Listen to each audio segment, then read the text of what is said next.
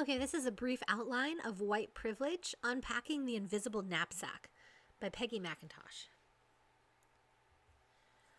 Okay, so white privilege. Privilege itself is an important concept to cover. Privilege, in essence, means if something doesn't affect me, it doesn't matter, right? That's kind of the basis of privilege. The idea is you can ignore social inequalities when they don't affect you personally, right? And oftentimes, it's not an intentional harming, right? As we'll discuss in a second. It's because it's virtually unknown to those who possess it. We're going to talk about in this class, how is that possible? How is it possible for someone to not see race? Well, we'll discuss later how the hegemonic power systems are reflected in the values of the culture. So the perspectives that we tend to have in the culture, the ones that are promoted through most social institutions like education, through the media, all those kind of places, really center the most hegemonic groups, right? Whiteness, maleness, wealth, heterosexuality, ability, all of those different hierarchies, right? That the people at the top of them are the ones who have the most power.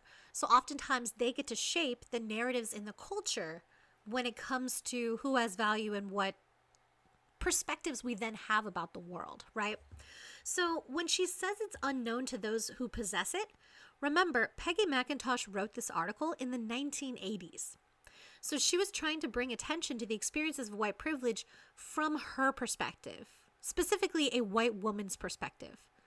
So she acknowledged that when it comes to white privilege, it operates invisibly for many whites. That's why she called it the invisible knapsack, right? Like you're carrying around an invisible backpack with you, right? And so what she says is that this is invisible for many whites. So it takes an active, purposeful challenge to a lot of daily lived experiences and assumptions to really notice the privilege that one experiences. So that is the reason it's largely unknown. Like I said, the people who possess these privileges also have cultural narratives and hegemonies that support their categories and make certain identities invisible, right? So something like, what does it mean to be African American? Well, in the culture, people may look at things like the Harlem Renaissance or maybe hip hop culture, influence of maybe religious organizations and support for communities. But what does it mean to be white?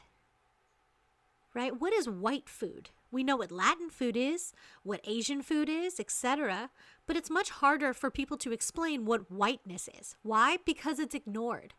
It's taken for granted as normal. So white people food is just food. And all other variations are cultural foods. So this is interesting when people go to study race and ethnicity, a lot of research focuses on subaltern groups, which makes sense.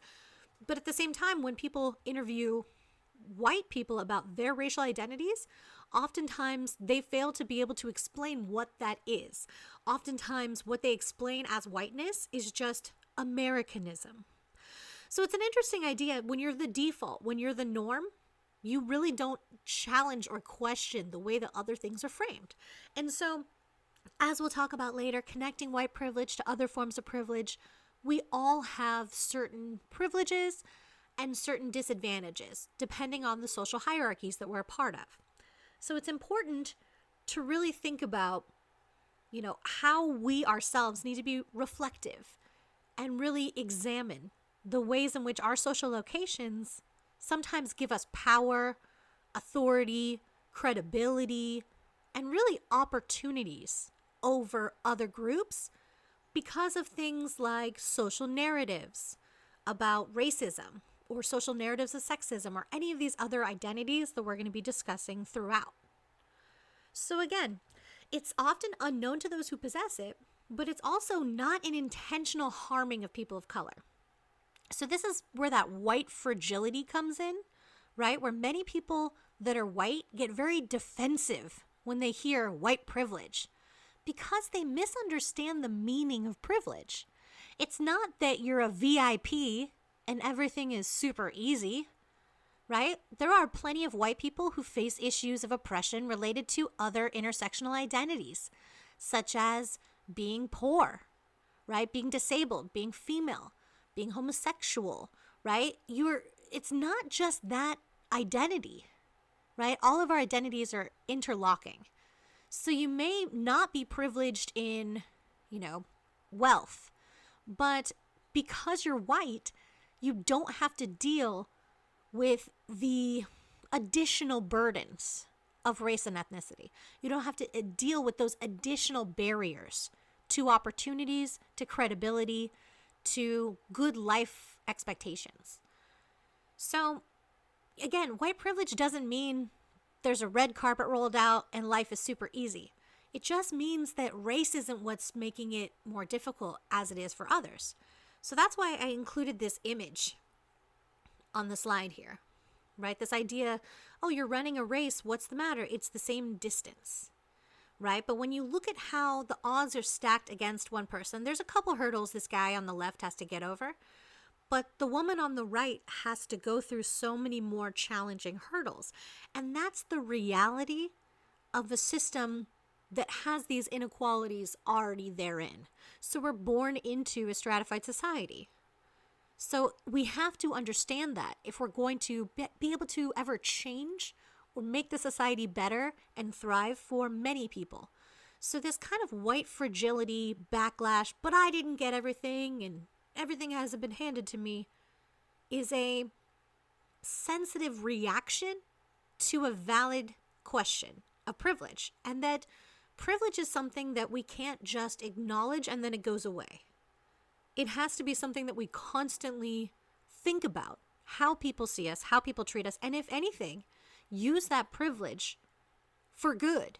Meaning, if you know that someone gives you more credibility because you're white, then you should be speaking out and being a true ally and accomplice to people of color in, social movements such as Black Lives Matter, right? If you have those racist white relatives and you're a white person, then you need to be doing the work, talking to them, working with them, right? It's not the job of people of color to try to fix those problems.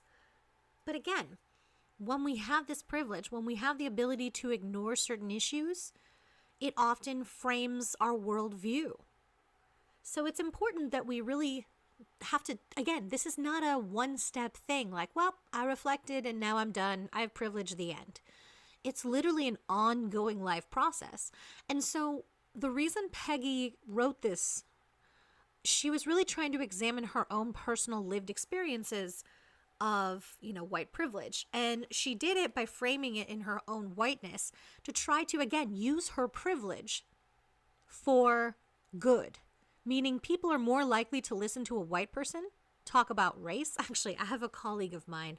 We always joke about how I should do his race lectures in his class and he should do my, gender lectures, right? Because I've had people question or challenge me on issues of gender because the assumption is I'm only saying that because I'm a woman or I'm on some sort of soapbox, though, it's also the chapter readings, right? It's not something I just made up. But when you have the position of privilege, like such as a white woman speaking about racism, I've yet to be challenged on these issues. So it's interesting that there's more credibility given to a white person talking about race. There's more credibility given to a man talking about gender. Why? Because if they're at the top of that power hierarchy, they have nothing to benefit from talking about those things. So it's not just a personal issue to them or something they're pissed about, right? It is something where you're like, oh, wow, that man makes a great point about feminism, or that white woman makes a great point about racism. And it's problematic, but again, it's important to understand what your privileges are so that you can try to help by using them in the best possible ways. And of course, deconstructing your mind of these things. But the real key to this article, I think, are her specific examples of how these things operate in daily life. So I pulled a few of them for this lecture. This is obviously not all of the ones that are included in the article, but I just wanted to go through a few of them a little bit more in depth, just to kind of examine what these things mean, right? So again, these are just random ones I picked from her article. First one, I can go shopping alone most of the time, pretty well assured I will not be followed or harassed. Right? So that is a white privilege. Being able to kind of have the credibility of not being a criminal, right? We make racial and ethnic minorities very deviant in the culture, as well as people who are poor. There's a kind of assumptive deviance, which we'll discuss later, has everything to do with the power structures and the histories of the past. So even if you're a criminal or not, your skin tone will affect whether or not you're suspected to be criminal. All right, next one. When I'm told about our national heritage or about civilization, I am shown that white people made it what it is. So again, the idea when you write marginalized groups out of history, you can pretend like they didn't have an impact, right? So we talked about in a previous lecture how slavery built America, but so did immigrant labor. When you talk about in the West, most labor still being done by Mexicans or Mexican Americans, especially in things like farm working, such as the Bracero program, right? Or you have the Chinese immigrants who built the railroad system and then were vilified after the railroads were built, right? You have so many groups that have contributed over time, their labor, their lives, to kind of making this American society. Yet we only shine a light on certain groups, or oftentimes we have little token exercises, like we'll have our Women's History Month, Black History Month, things like that, where we talk about MLK for 5 minutes, but we really never get into his radical analysis on capitalism, or the fact that he wasn't actually quite widely supported at the time. The FBI director literally thought he was a threat to national security. So we've really rewritten that story too, and we've really taken out a lot of the edge to MLK and kind of made him this just pacifist hero. But in reality, he had a lot more that he was arguing about, especially, when he died, he was working towards issues of poverty and trying to unite Black and white communities under the banner of social class issues. So anyway, when it comes to the national heritage, again, about the idea of even Western civilization is so centered in Euro-whiteness, in colonization.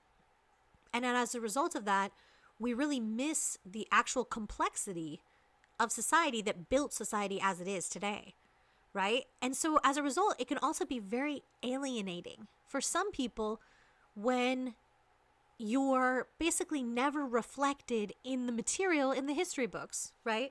When we talk for 5 seconds about Cesar Chavez or MLK, we have these couple token people, but we don't talk about the larger movements of sometimes thousands of people that they were a part of, just one figurehead of, but these much larger sustained movements of people that actually radically transformed society, right? Okay, moving on to the next one. Whether I use checks, credit cards, or cash, I can count on my skin color not to work against the appearance of financial reliability. This is a big one. So basically, people aren't going to expect you to run a bad check. There's this kind of viral video that happened maybe 5 or 6 years ago where this woman was at a grocery store with her, I think it was her cousin. And one of the women was very light-skinned and her cousin was very dark-skinned. And so the lighter-skinned cousin went through the line, had no problem, checked out. Then she was waiting for her cousin to finish. And her cousin was going through and the cashier abruptly changed her demeanor and tone and basically asked for 3 forms of identification in order to use a check. So using her kind of light skin privilege, her cousin said, "What is this about? Why are you asking her for 3 forms of ID?" And she said, "Well, that's our store policy." And she said, "Well, I just went through the line and you never asked me to provide that and I wrote a check." And so at this point, the cousin that is still in line was feeling conflicted because obviously she wanted to stand up. But there's so many stereotypes, especially around Black women being, there's a lot of archetypes and stereotypes and tropes that have been used for hundreds of years in American society to malign and really silence Black women, especially this angry Black woman stereotype that's so proliferated in our media system. So this makes people hyper conscious of how people are going to react. And so the woman in line, behind her in line were two old white ladies. So she was concerned that if she challenged the cashier, they were going to look at her negatively. But because her light-skinned cousin stepped in and said something, the old women behind her in line were like, this is so unfair. Why are they doing this to this woman? So it's interesting how sometimes that privilege, again, obviously we want to work towards equity, towards a society where you don't need those kind of interventions, where people can actually have dignity and respect. But as we learn and as we progress to that eventual day, we can currently use our privilege in order to help other people and basically to challenge those systems of inequality like racism, sexism, classism, homophobia, all of those unequal systems. So the next one, I can arrange to protect my children most of the time from people who might not like them. This is a big one too. There's a lot of deviance associated with racial and ethnic minorities, and a lot of this gets put on children at a very young age, which is extremely problematic. I just saw this thing actually the other day that someone shared saying that if Black children are old enough to experience racism, then white children are old enough to learn about racism. And it was this interesting point of saying, we really put it on communities of color to just deal with the issues of racism. And we often raise white children very colorblind to the realities around them, when instead we could be raising them as anti-racist. Instead, we raise them as colorblind. So they say, well, I don't see color. And, what's the problem? I don't have that problem. And it is just kind of this cop out, right? Actually, I was listening to the ID10T podcast the other day with Yvette Nicole Brown, and she made this amazing analogy for white privilege, which I have to steal. She's great, and I really recommend that. Listen to that whole podcast. It's like the third time she was on that show. But anyway, she talked about it being like an analogy for someone being tall, right? She's short. She's like 5 something, like 5'2", 5'3". So she said, she has friends that are over 6 feet tall, and they navigate the world differently. So that when they walk into a room, they look around and think, okay, does that doorway fit me, right? Like I have an uncle like this that's like incredibly baby Huey sized, huge, right? And he often has to like duck to get into doors, or he doesn't fit in most chairs or couches, or if he goes on an airline, it's a very big problem for him. So basically what Yvette was trying to say was, if her friend comes to her and says, hey, it's hard being tall because I have to worry about this, I can't fit in airline seats, all of these different considerations that people have to take into their daily lives because they're tall, just to navigate a world that's kind of not structured for them. She said, the problem with this whole all lives matter thing, encountering Black Lives Matter, is that you're basically saying, oh, you're tall and it's hard to get through doorways. Well, I'm not, and that's not a problem for me, so it's not a problem, right? And so that's the real issue with privilege, is people can raise legitimate concerns, but oftentimes people completely obscure or ignore them because they don't affect them personally. It's not until they do that people tend to care. And this is extremely problematic when it comes to creating kind of intersectional systems of equity where we lift each other up, right? Okay, next one. I can swear, wear secondhand clothes, not answer letters, without having people attribute these choices to the bad morals, the poverty, or the illiteracy of my race. This one, just basically you can be a scumbag and be a white person, and it doesn't necessarily reflect upon all white people. There's this interesting thing that happens with tokenism, where we pretend as if one person's experience represents an entire group. So that puts a lot of pressure on people, right? To try to not just in what they're doing as their own individual choices, but they're representing an entire group. I'm never asked to speak for all the people of my racial group. Again, this thing of tokenism, of pretending as if it's a monolithic group. Like, hey, you're Asian. What do all Asian people think about this? Right? Something like that, where oftentimes, especially because we have such large pan-ethnic categories, you're asking someone to identify something that doesn't even intersect with their own identity. And again, it's just awful to be put in a position where you feel that pressure that you're supposed to represent everyone. Also, okay, the next one. I can be pretty sure if I ask to talk to the person in charge, I will be facing a person of my race. Right? So again, asking to speak to the manager, as a lot of Karens tend to do, they often are going to come in contact with a white person in charge. So this has to do with, as we'll discuss later, inequities in education, inequities in work, and the economy that make it so people of color tend to be concentrated in the lowest paid, lowest status jobs and lowest paid, lowest status positions within a lot of different fields. So it is, again, an assumption that skin tone, that whiteness is going to kind of give an air of credibility to this person, and they are going to be able to kind of, get their grievance addressed, right? This is why you see all those Karens get so worked up. Why? Because they know that when the police show up, they're going to back them up no matter. Even if they're completely in the wrong, even if they're accusing a child of sexually assaulting them because they bumped into them with a backpack, or, calling the police because a child is selling water bottles, right? There's still this entitlement that comes with the idea that the police are there to serve them, not society, not protect and serve communities, but serve white community and white property.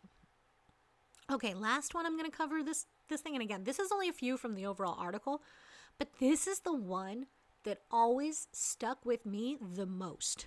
The one I had the hardest time ever getting over, that really the first time I read this many moons ago, just stuck in my head, and I've never quite been able to get it out, is I can choose blemish cover or bandages in flesh color and have them more or less match my skin. Right? Also, another variation of this is makeup. The availability of makeup for certain skin tones. There's like a billion shades of beige, but very few shades of other skin tone. And it's incredibly problematic because we center beauty around whiteness, as we do every other hegemony around whiteness. So this idea of putting on a flesh-colored bandage and it doesn't match even kind of loosely your skin tone, you're basically telling someone that their flesh doesn't fit what flesh is, right? Same thing with the flesh-colored crayon. I know nowadays they've somewhat addressed this. They've put out even like a whole line of just variations of flesh tone crayons. But back in my day, I'm a bit older than we just had that one peach-ass crayon. And that was the crayon that meant flesh. And so when kids are trying to color a picture of their own family, right, what can they actually use? These things seem petty. And again, maybe individually each one of these things doesn't amount to a huge deficit. But the idea is these are just a couple examples of thousands of things that structure life differently depending upon the racial group or how far up the status and race hierarchy you are, right? So it's extremely problematic that this starts from day one, right? That even when you just look at where a child's born and what their skin tone is, it's very predictive of their future social class and social position, which is basically just a sign of how unequal our society is. But the step one of doing that is deconstructing this white privilege. And I should also mention, you don't have to be white to be racist or to hold prejudicial racist thinking. We're going to talk about colorism. We're going to talk about internalization. So this kind of idea of privilege should be trying to open ourselves up using a very sociological imagination, right? Looking at the world as if it's not our society, to really critically assess our role in it so that we can have a deeper understanding of what's really happening instead of just being sold on these stereotypes and these roles that have been kind of socialized into us.